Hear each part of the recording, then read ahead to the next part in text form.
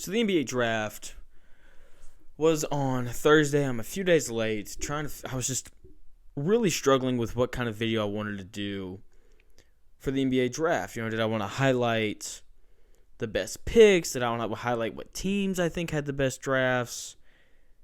And, I really kind of wrestled with all of it, and I came to this conclusion. I want to discuss what everybody is talking about. Maybe not everybody, but what I've heard a lot of people say about the draft regarding picks number 2 and 3. Okay, so look, coming into the draft, Victor Wembanyama, he was the clear number 1, the clear favorite. Then there was a lot of discussion over Scoot Henderson at 2 or Brandon Miller. Okay, and every single expert that I listened to, every talking head, maybe not everyone, but everyone that I listened to at least, they all keep saying the same thing. Scoot Henderson should have gone number 2. Brandon Miller should have gone number 3. And I'm sorry, but that's just incorrect. The Charlotte Hornets did the right thing by taking Brandon Miller at number 2. And there's going to be pushback on that. There's going to be, people like, no, like they should have taken Scoot. There's obviously going to be people who say that, but there's also going to be people who say, yes, the Hornets should have taken Brandon Miller because he's the better fit alongside LaMelo. Those people are wrong as well.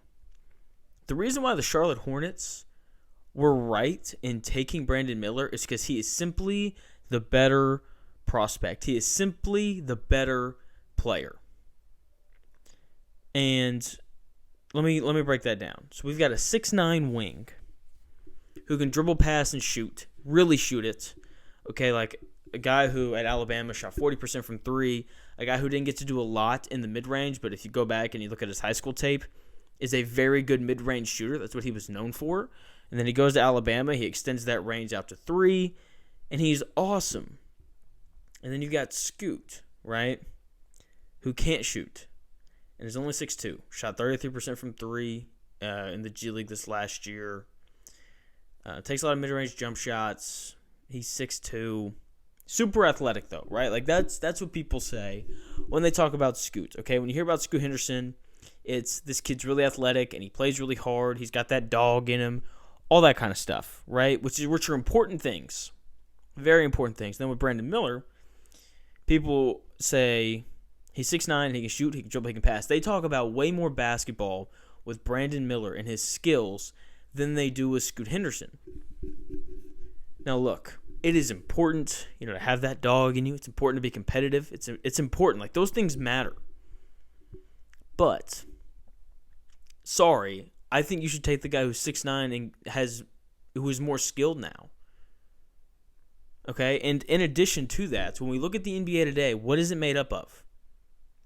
It's made up of guys who are 6'7", 6'8", 6'9", who can dribble, pass, and shoot, and defend multiple positions, and can do a lot of different things. Like Brandon Miller much more fits into the mold of what the NBA is and what NBA teams are looking for than Scoot Henderson does. I'm sorry, but he's 6'2". He is undersized to play in the NBA today.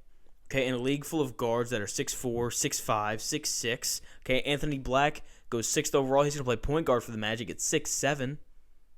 Okay, in a league that is full of guys 6'6" and taller, if you are 6'4", no matter how if you're 6'2", no matter how competitive you are, no matter how athletic you are, no matter how big that dog is inside of you, in the playoffs, because that's what these teams are drafting for. They're drafting for guys who are going to make impacts in the playoffs.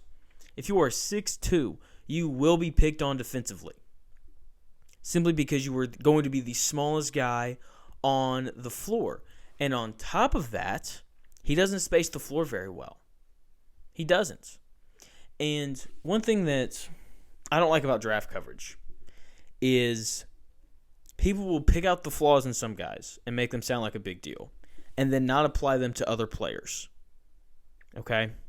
So let's take Anthony Black, second point guard off the board, after Scoot Henderson at 3. So people talk a lot about Scoot and talk about the athleticism and it's, all this kind of stuff. And it's like, oh, but he can't shoot. But it's not a big deal because he's got that dog in him and because he plays hard.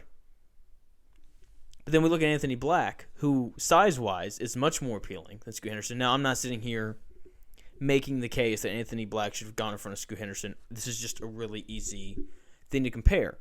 Anthony Black doesn't shoot the ball very well either. And that's all that people talk about. That's all that people focus on. And he's got a good-looking jump shot, okay? Like, it's going to get better. And it's the same thing with Scoot. Like, I do believe that his jump shot will get better. But when you look at size and all the other things, and talk about a guy, Anthony Black, who played hurt the entire year, I mean, you could very easily say that Anthony Black, quote-unquote, has that dog in him, because that's what people say about Scoot. That's something that bothers me. That's beside the point. Back to Brandon Miller and Scoot Henderson. Charlotte did the right thing in taking the big wing, because that is what this league is, and that is what it's going to continue to be. It's going to be big wings who can shoot the basketball, put it on the floor, and pass. I think Scoot's going to be a really good player. But in terms of what you want, in terms of what NBA teams want on their roster, he is not that. Okay? It is way easier to find 6'2", 6'3" guards who can, dribble and pass and run an offense than it is to find 6'9" wings who can shoot and pass and put it on the floor. Charlotte, they did the right thing. They made the right pick. This might be the first time in Charlotte's history that they made the right pick. So that whole new regime in Charlotte with the new owner coming in, like, they've got the guy that they should have drafted in that spot. Especially, we can look at the LaMelo fit and stuff too. Like, he fits him nicely. I think Scoot would have been fine beside him as well, but that's beside the point. Charlotte, you made the right pick. So Charlotte made the right pick. But I will say, I do think that the biggest winner in this, Brandon Miller, Scoot Henderson controversy is the Portland Trail Blazers. And you say, why is that, Jonathan? You just said that Brandon Miller's the better player. Brandon Miller's the better prospect. Brandon Miller projects better in terms of what the NBA is and what it's going to continue to be. Why is Portland the big winner? Portland's the big winner because now they kind of have to move off of Damian Lillard between Anthony Simons, Scoot Henderson, and Shaedon Sharpe from last year's draft. Like, they've got a good young backcourt. It is time for them to move on from Damian Lillard. Hopefully, this is what it takes for Portland to finally move Dame, grab some other assets. Like, look, if Portland trades Dame and they get a whole bunch of picks back and a couple other young players, like, they can very easily be competing for 4 and 5 seeds in the West within the next 3 or 4 years. Whereas if they keep Dame, you're just kicking the can down the road a little bit further because you're not going to compete. You're not going to compete this year, and that's ultimately what Dame wants. So hopefully, the drafting of Scoot Henderson will get Portland to move on. We'll see what happens though. Dame apparently doesn't want to leave, and so we'll see how this all ends up unfolding. So thank you so much for watching the video. We got more stuff coming out. I got something big coming out on probably Tuesday or Wednesday. Really excited for it. Hope you subscribe. Hope you like the video. Let me know what you think. Do you like Brandon Miller or Scoot Henderson? Let me know in the comments below. And I'll talk to y'all again in another video here soon.